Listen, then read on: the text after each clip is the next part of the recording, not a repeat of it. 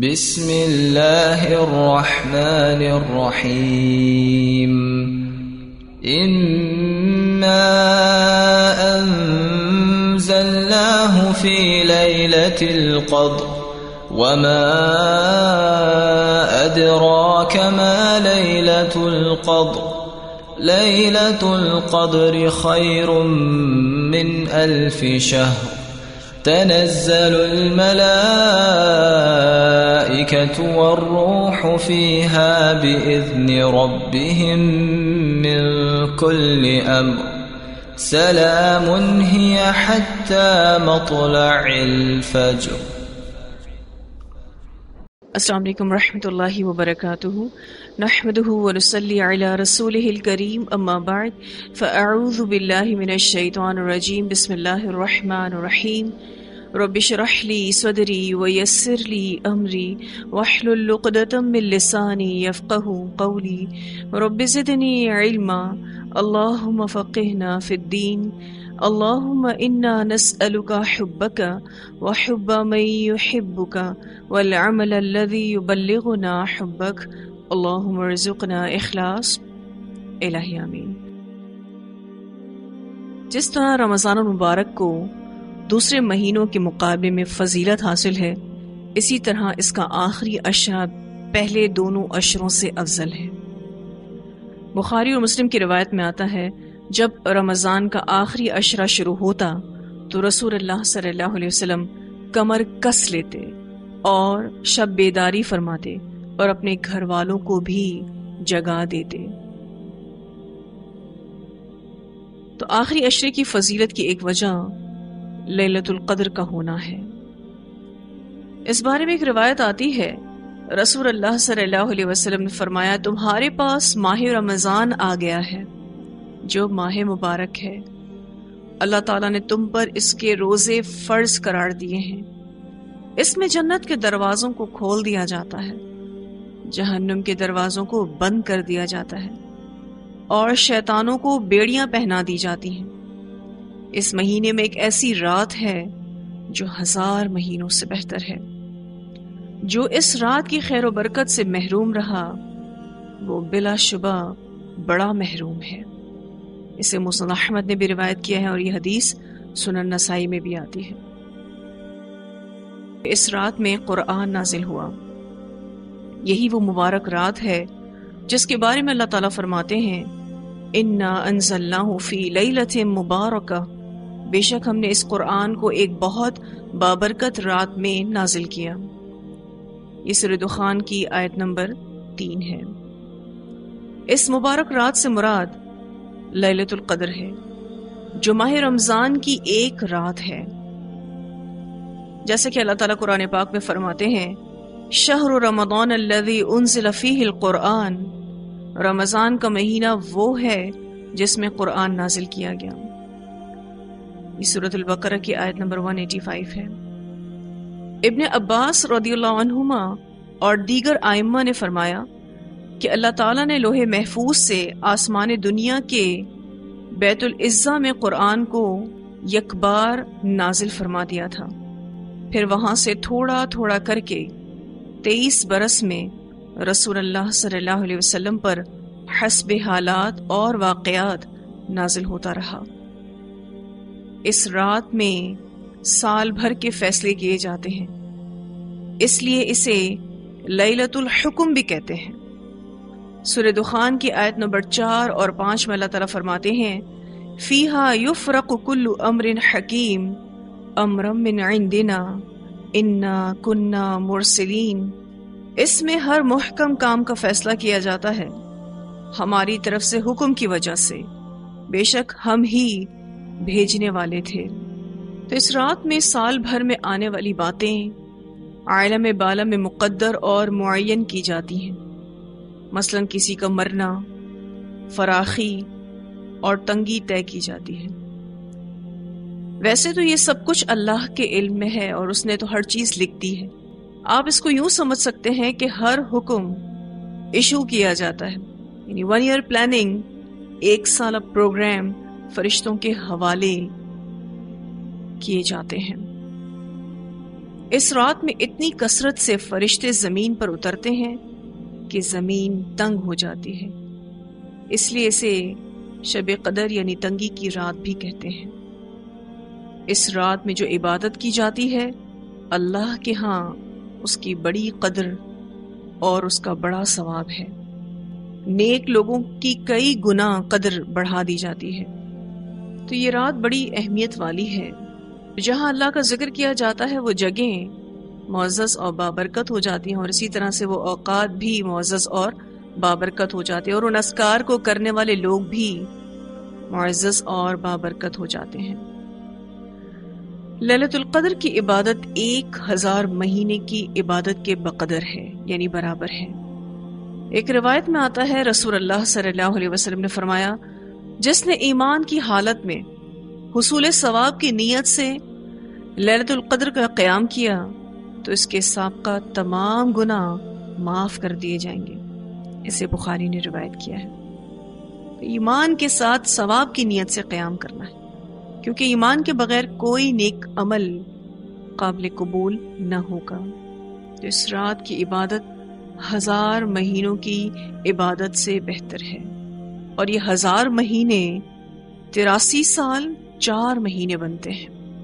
یہ رسول اللہ صلی اللہ علیہ وسلم کی امت پر اللہ کا کتنا بڑا احسان ہے کہ مختصر عمر میں زیادہ سے زیادہ ثواب حاصل کرنے کے لیے کیسی سہولت عطا فرما دی۔ بنی نوع انسان کی خیر و بھلائی کا جتنا کام اس ایک رات میں ہوا، یعنی قرآن کا نزول ہوا، اتنا کام کسی طویل دور انسانی میں بھی نہیں ہوا۔ اب یہ لیلۃ القدر کون سی رات ہے اور اس کی کیا علامات ہیں، اس کے بارے میں کچھ روایات آتی ہیں۔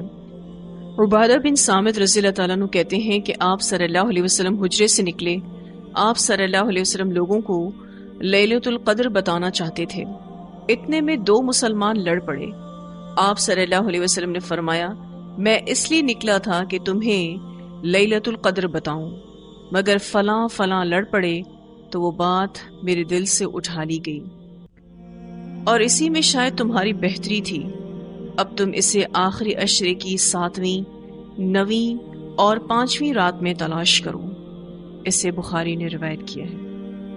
اسی طرح ایک اور روایت میں آتا ہے، حضرت عبادہ بن صامت رضی اللہ تعالیٰ عنہ سے روایت ہے کہ رسول اللہ صلی اللہ علیہ وسلم نے فرمایا، لیلۃ القدر آخری 10 راتوں میں ہے۔ جو شخص حصول ثواب کی نیت سے قیام کرے تو اللہ تعالیٰ اس کے اگلے پچھلے تمام گناہوں کو معاف فرما دیتا ہے۔ یہ طاق راتوں یعنی 9ویں، 7ویں، 5ویں، 3ری راتوں میں سے کوئی ایک رات یا آخری رات ہے۔ رسول اللہ صلی اللہ علیہ وسلم نے مزید فرمایا، بلا شبہ لیلۃ القدر کی نشانی یہ ہے کہ یہ بالکل صاف ہوتی ہے، گویا چاند اس میں چڑھا ہوا ہے۔ اس میں سکون اور دل جمعی ہوتی ہے، نہ اس میں سردی زیادہ ہوتی ہے نہ گرمی۔ اس میں رات بھر میں کوئی ستارہ ٹوٹ کر نہیں گرتا، اور بے شک اس کی نشانی یہ بھی ہے کہ اس کی صبح کو سورج بالکل صاف ہوتا ہے، اس کی کوئی شعاع نہیں ہوتی، جیسے 14ویں رات کا چاند ہو۔ اور شیطان کے لیے جائز نہیں کہ اس دن اس کے ساتھ نکلے، یعنی سورج کے ساتھ نکلے۔ اسے مسند احمد نے روایت کیا ہے۔ اسی طرح ابو داؤد کی روایت میں آتا ہے، حضرت عبداللہ بن عمر رضی اللہ عنہما سے روایت ہے کہ رسول اللہ صلی اللہ علیہ وسلم سے لیلۃ القدر کے بارے میں پوچھا گیا، اور میں اس وقت سن رہا تھا۔ آپ صلی اللہ علیہ وسلم نے فرمایا، یہ رات ہر رمضان میں ہوتی ہے۔ ایک اور روایت میں آتا ہے، سیدنا ابو سعید خدری رضی اللہ عنہ بیان کرتے ہیں کہ رسول اللہ صلی اللہ علیہ وسلم نے رمضان کے پہلے عشرے کا اعتکاف فرمایا، اور ہم نے بھی آپ صلی اللہ علیہ وسلم کے ساتھ اعتکاف کیا۔ تو آپ صلی اللہ علیہ وسلم کے پاس جبرائیل علیہ السلام آئے اور انہوں نے کہا کہ آپ کو جس کی تلاش ہے وہ رات تو آگے ہے۔ پھر آپ صلی اللہ علیہ وسلم نے درمیانی عشرے کا اعتکاف فرمایا۔ ہم نے بھی آپ صلی اللہ علیہ وسلم کے ساتھ اعتکاف کیا۔ تو پھر جبرائیل علیہ السلام آئے اور انہوں نے کہا کہ آپ کو جس کی تلاش ہے وہ رات تو آگے ہے۔ پھر نبی اکرم صلی اللہ علیہ وسلم نے رمضان کی 20ویں تاریخ کی صبح یہ خطبہ ارشاد فرمایا، جس نے میرے ساتھ اعتکاف کیا تھا وہ پھر لوٹ آئے، یعنی اعتکاف کرے، کیونکہ میں نے لیلۃ القدر کو دیکھا تھا مگر وہ مجھے بھلا دی گئی ہے۔ بہرحال وہ آخری عشرے کی طاق راتوں میں ہے۔ میں نے دیکھا کہ گویا میں مٹی اور پانی میں سجدہ کر رہا ہوں۔ اس وقت مسجد نبوی کی چھت کھجور کی ٹہنیوں سے بنی ہوئی تھی۔ مطلب بالکل صاف تھا کہ اتنے میں ایک بادل آیا اور بارش ہو گئی۔ پھر نبی اکرم صلی اللہ علیہ وسلم نے ہمیں نماز پڑھائی تو میں نے مٹی اور پانی کے نشانات رسول اللہ صلی اللہ علیہ وسلم کی پیشانی مبارک پر دیکھے، جس سے آپ کے خواب کی تصدیق ہو گئی۔ اسے بخاری نے روایت کیا ہے۔ اب آپ اس حدیث پہ تھوڑا سا غور و فکر کریں تو 20ویں تاریخ کی صبح ایک خطبہ نبی اکرم صلی اللہ علیہ وسلم نے ارشاد فرمایا کہ جن لوگوں نے بھی میرے ساتھ اعتکاف کیا تھا وہ دوبارہ واپس آ جائیں، کیونکہ میں نے لیلۃ القدر کو دیکھا ہے۔ گو کہ وہ مجھے بھلا دی گئی ہے، لیکن آپ صلی اللہ علیہ وسلم نے پھر ایک انڈیکیشن بتائی کہ میں اس میں عبادت کر رہا ہوں، یعنی سجدہ کر رہا ہوں، تو مٹی اور پانی کے آثار میری پیشانی پر ہیں۔ آپ صلی اللہ علیہ وسلم کے الفاظ کچھ یوں ہیں کہ میں نے دیکھا گویا میں مٹی اور پانی میں سجدہ کر رہا ہوں۔ اس روایت میں یہ پتہ چلتا ہے کہ رسول اللہ صلی اللہ علیہ وسلم نے لیلۃ القدر اس رات کو بتایا۔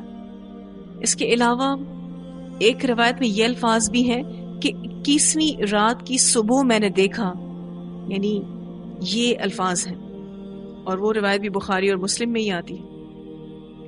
تو امام شافعی رحمہ اللہ کہتے ہیں کہ یہ روایت سب سے زیادہ صحیح ہے، یعنی لیلۃ القدر پھر کون سی رات ہے؟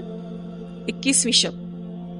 بعض مفسرین نے یہ کہا کہ صحیح مسلم میں عبداللہ بن انیس رضی اللہ تعالیٰ عنہ کی حدیث کے حوالے سے کہ لیلۃ القدر 27ویں رات ہے، اور یہ بھی کہا گیا کہ یہ 25ویں رات بھی ہو سکتی ہے، جیسے کہ بخاری کی روایت میں آتا ہے رسول اللہ صلی اللہ علیہ وسلم نے فرمایا، اسے یعنی لیلۃ القدر کو رمضان کے آخری عشرے میں تلاش کرو، یعنی جب 9ویں رات باقی ہو، 7ویں باقی ہو اور 5ویں باقی ہو۔ تو اس روایت سے یہ بھی کہا گیا کہ وہ 25ویں رات بھی ہو سکتی ہے۔ پھر کچھ مفسرین کہتے ہیں کہ یہ 27ویں رات ہوتی ہے، کیونکہ امام مسلم رحمہ اللہ نے اپنی صحیح میں حضرت ابی بن کعب رضی اللہ تعالیٰ عنہ سے روایت کیا ہے کہ رسول اللہ صلی اللہ علیہ وسلم نے خبر دی ہے کہ یہ 27ویں رات ہے۔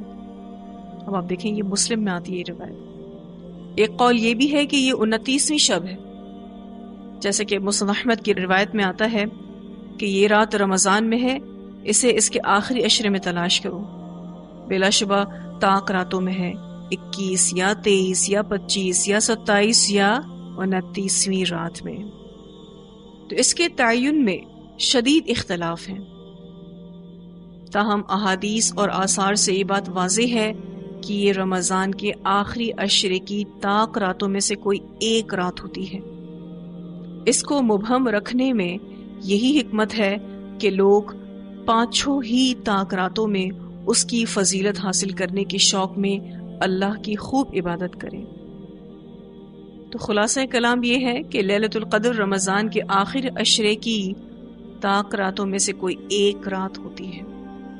اس رات کی کثرت برکت کی وجہ سے اس میں فرشتے بکثرت نازل ہوتے ہیں، کیونکہ جب برکت اور رحمت نازل ہوتی ہے تو فرشتے نازل ہوتے ہیں، جیسے کہ تلاوت قرآن کے وقت نازل ہوتے ہیں اور ذکر الہی کی محفلوں کو چاروں طرف سے گھیر لیتے ہیں۔ اس بارے میں ایک روایت بھی آتی ہے، نبی اکرم صلی اللہ علیہ وسلم نے فرمایا، بلا شبہ یہ 27ویں یا 29ویں رات ہے، بے شک اس رات زمین میں فرشتے کنکریوں کی تعداد سے بھی زیادہ ہوتے ہیں۔ اسے مسند احمد نے روایت کیا ہے۔ ایک بہت بڑی تعداد اس لیلۃ القدر میں فرشتوں کی اس زمین پر نازل ہوتی ہے۔ مجاہد فرماتے ہیں کہ یہ رات امن اور سلامتی والی ہے، شیطان اس رات کوئی برا یا کوئی ایسا کام نہیں کر سکتا جس میں ایذا ہو یعنی تکلیف ہو۔ امام قتادہ رحمہ اللہ فرماتے ہیں کہ اس رات امور کے فیصلے کیے جاتے ہیں اور عمروں اور رزقوں کے اندازے مقرر کیے جاتے ہیں۔ جیسا کہ میں نے آپ سے ذکر کیا کہ یہ سب کچھ اللہ کے علم میں پہلے سے موجود ہے، لیکن اس بات کو آپ یوں سمجھ سکتے ہیں کہ وہ 1 ایئر پلاننگ فرشتوں کے ہینڈ اوور کی جاتی ہے، وہ 1 سالہ پروگرام ایشو کیا جاتا ہے۔ پھر اسے سلامتی والی رات اس لیے بھی کہا گیا ہے کہ فرشتے نازل ہوتے ہیں اور وہ ساری رات اللہ کی عبادت کرنے والوں کے لیے امن اور سلامتی کی دعائیں کرتے رہتے ہیں۔ سعید بن منصور نے امام شعبی سے روایت کیا ہے کہ لیلۃ القدر میں فرشتے طلوع فجر تک اہل مساجد کو سلام کہتے ہیں۔ اس رات میں جتنے بھی فیصلے کیے جاتے ہیں وہ سب خیر اور سلامتی پر مبنی ہوتے ہیں، یہاں تک کہ اگر کسی فرد کی ہلاکت یا کسی قوم کی تباہی کا فیصلہ بھی اللہ تعالیٰ اتارتے ہیں تو وہ بھی اہل زمین کے حق میں خیر اور سلامتی پر مبنی ہوگا۔ امام قتادہ رحمہ اللہ اور ابن زید رحمہ اللہ فرماتے ہیں کہ یہ ساری رات سراپائے خیر ہے اور طلوع فجر تک اس میں کوئی شر نہیں۔ ایک روایت میں آتا ہے، سیدنا ابی بن کعب رضی اللہ تعالیٰ عنہ بیان کرتے ہیں کہ رسول اللہ صلی اللہ علیہ وسلم نے ہمیں خبر دی کہ اس لیلۃ القدر کی صبح کو آفتاب اس حالت میں نکلتا ہے کہ اس میں شعاع نہیں ہوتی۔ اسے مسلم نے روایت کیا ہے، یعنی سورج بالکل ٹھنڈا ہوتا ہے جیسے 14ویں کا چاند۔ ایک اور روایت میں آتا ہے، سید عائشہ رضی اللہ تعالیٰ عنہ بیان کرتی ہیں کہ میں نے رسول اللہ صلی اللہ علیہ وسلم سے پوچھا، اگر مجھے لیلۃ القدر مل جائے تو میں اپنے رب سے کیا دعا مانگوں؟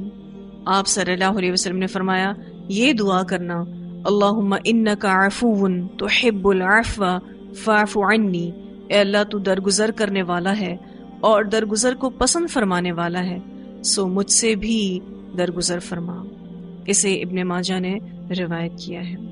یہ رات بڑی اہم ہے، امور دنیا کی تقدیر اور تقسیم اس رات میں کی جاتی ہے، پھر برکت اور سلامتی کی عظیم رات ہے، اور یہ رات 1000 مہینوں سے بہتر ہے، اور یہ رات سلامتی ہے طلوع فجر تک۔ تو اس رات میں خاص عبادت کا اہتمام کرنا ہے۔ یہ کوئی عام رات نہیں ہے کہ اسے سو کر گزار دیا جائے۔ جو رحمتیں، برکتیں اور اللہ سے قرب کے مواقع اس ایک رات میں حاصل ہوتے ہیں وہ ہزاروں راتوں میں بھی حاصل نہیں ہو سکتے۔ اس لیے کسی کو بھی اس کی تلاش سے بے پرواہ نہیں ہونا چاہیے۔ ہم سب نے کوشش کرنی ہے کہ کم از کم آخری عشرے کی ہر طاق رات کا زیادہ تر حصہ اللہ کے سامنے قیام اور صلاح، تلاوت اور ذکر، دعا اور استغفار میں گزاریں۔ آدھی رات سے سحری تک ہو سکے تو ضرور جاگیں، قرآن پڑھیں، قرآنی اور مسنون دعائیں کسی بھی مستند کتاب سے لے کر ساری پڑھیں، رو رو کے اللہ کے سامنے مانگیں تاکہ کوئی بھی خیر مانگنے سے رہ نہ جائے۔ پھر اپنی عبادتوں کو کرتے ہوئے ایک حدیث یاد رکھنی ہے۔ آپ صلی اللہ علیہ وسلم نے فرمایا، جو شخص شب قدر سے محروم رہا وہ ہر بھلائی سے محروم رہا، اس سعادت سے صرف بے نصیب ہی محروم کیا جاتا ہے۔ اسے ابن ماجہ نے روایت کیا ہے۔ پھر شب قدر کی خاص دعا جو میں نے آپ کو بتائی، حضرت عائشہ نے نبی اکرم صلی اللہ علیہ وسلم سے پوچھا تو آپ صلی اللہ علیہ وسلم نے ان کو بتایا کہ تم شب قدر میں یہ دعا مانگا کرو، اللہم انک عفو تحب العفو فاعف عنی۔ پھر اسی آخری عشرے میں اگر اعتکاف کی عبادت نصیب ہو جائے تو کیا ہی بات ہے۔ اعتکاف مسجد میں ہوتا ہے، یہ عبادت مسجد کے لیے خاص ہے، تو گھروں میں اعتکاف نہیں کیا جا سکتا۔ روزے کا اصل مقصد دل، دماغ، جسم اور روح سب کا اللہ کی طرف متوجہ ہونا ہے، اور اسی کو حاصل کرنے کے لیے روزے کے ساتھ اعتکاف کو بھی شامل کیا گیا ہے۔ لیکن اعتکاف روزے کی طرح لازم نہیں ہے۔ اعتکاف کی چند دن کی تربیہ معتکف کے دل پر گہرا اثر چھوڑتی ہے اور اسے یہ سکھاتی ہے کہ دنیا میں رہتے ہوئے اپنے اللہ سے کیسے مضبوط تعلق قائم کرنا ہے اور اللہ کی نافرمانی سے بچتے ہوئے اس کی اطاعت کر کے کیسے اپنے دل کو، اپنی روح کو سکون دینا ہے۔ نبی اکرم صلی اللہ علیہ وسلم کے بارے میں آتا ہے کہ رمضان کے آخری عشرے میں آپ صلی اللہ علیہ وسلم اعتکاف فرماتے تھے۔ وفات تک آپ صلی اللہ علیہ وسلم کا یہ معمول رہا۔ آپ صلی اللہ علیہ وسلم کے بعد آپ صلی اللہ علیہ وسلم کی ازواج اہتمام سے اعتکاف کرتی رہیں۔ اسے بخاری اور مسلم نے روایت کیا ہے۔ تو جو بھی اعتکاف کرے اسے چاہیے کہ اس عبادت کا اصل مقصد حاصل کرے، اپنا سارا وقت نوافل، تلاوت قرآن، ذکر، درود پاک اور احادیث یا پھر دینی علوم کی کتب کے پڑھنے میں گزار دے۔ کسی بھی عمل سے طبیعت اکتائے تو دوسرے میں لگ جائے، یعنی اگر وہ نوافل پڑھ پڑھ کر تھک گیا ہے تو پھر قرآن پاک کی تلاوت کرنے لگے، پھر قرآن پاک کی تلاوت کرنے سے تھک جائے تو پھر ذکر کرنے لگے، یا پھر کسی حدیث کی کتاب کا مطالعہ کر لے یا کسی بھی دینی کتاب کا مطالعہ کر لے، بیکار باتوں میں نہ لگے۔ پھر سادہ اور ہلکی غذا استعمال کرے تاکہ یکسوئی سے عبادت کر سکے۔ پھر آپ دیکھیں کہ یہ رمضان کس طرح سے گزرتا جا رہا ہے، یہ رمضان بھی گزر جائے گا، ہم سب دوبارہ اپنی اسی روٹین پر آ جائیں گے۔ تو ہم سب نے یاد رکھنا ہے کہ رمضان ایسا تربیتی سیشن ہے جس کا اثر پورے سال رہنا چاہیے۔ جو بھی رمضان کو پورے ایمان اور شعور کے ساتھ گزارے گا، انشاءاللہ یہ رمضان اس کو پورے سال تربیت کرتا رہے گا۔ پھر رمضان کا سب سے بڑا تحفہ قرآن پاک ہے، سارا سال اس کی تلاوت اور اس پر غور و فکر ہوتے رہنا چاہیے، اور نفلی روزوں کا اہتمام بھی سارا سال ہوتے رہنا چاہیے۔ اسی طرح صدقات اور خیرات کا سلسلہ بھی سارا سال چلتے رہنا چاہیے۔ اللہ ہم سب کو بہترین عمل کرنے کی توفیق عطا فرمائے۔ وآخر دعوانا ان الحمد للہ رب العالمین۔ سبحانک اللہم وبحمدک، نشہد ان لا الہ الا انت، نستغفرک ونتوب الیک۔ سبحان ربک رب العزۃ عما یصفون، وسلام علی المرسلین، والحمد للہ رب العالمین۔ ربنا تقبل منا انک انت السمیع العلیم، وتب علینا انک انت التواب الرحیم۔ الہی آمین۔ السلام علیکم ورحمۃ اللہ وبرکاتہ۔